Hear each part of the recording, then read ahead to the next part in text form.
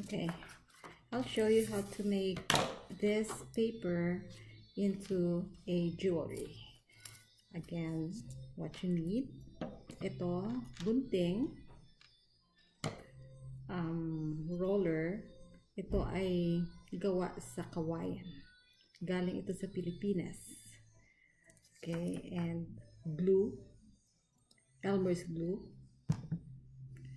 and glaze, amazing base para magiging strong ang paper beads. And then later on, the last is the glaze. The glaze is for making it shiny like a shell. Okay, so first step, you need to cut the paper into like a triangle shape like this. I've shown you this multiple times, but I'm showing it again to make sure that we understand each other. Okay, so ganito ang paggawa ng paper beads. Madali lang, at saka mamaya meron ka ng jewelries.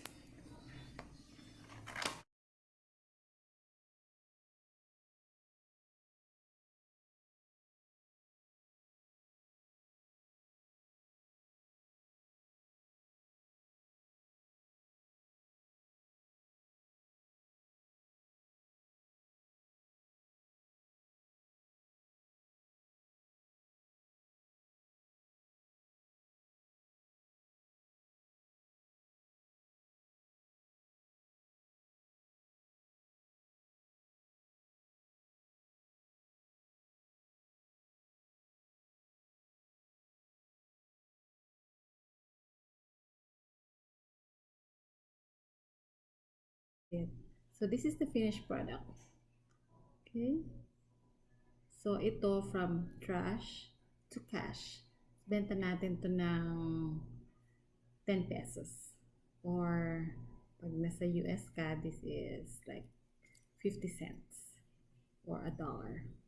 Okay, and meron pa tayong extra beads.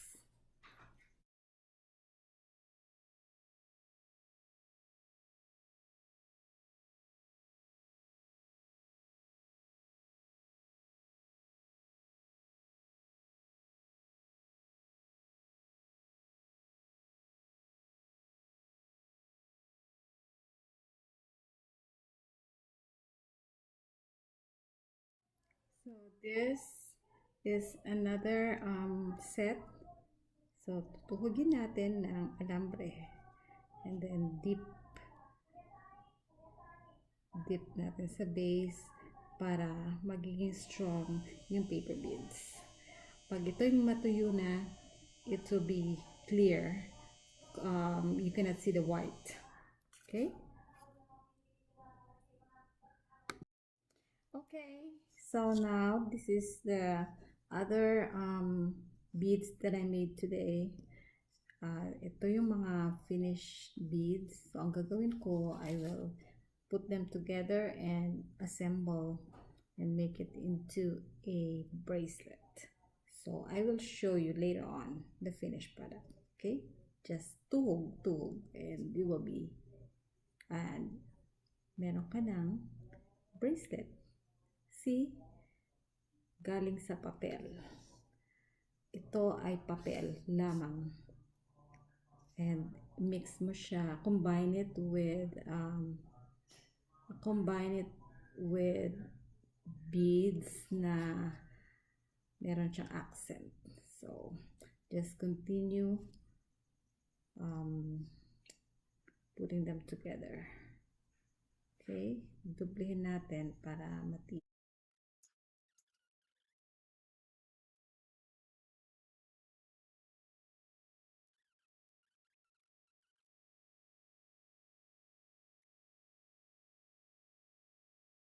Now this is the finished product.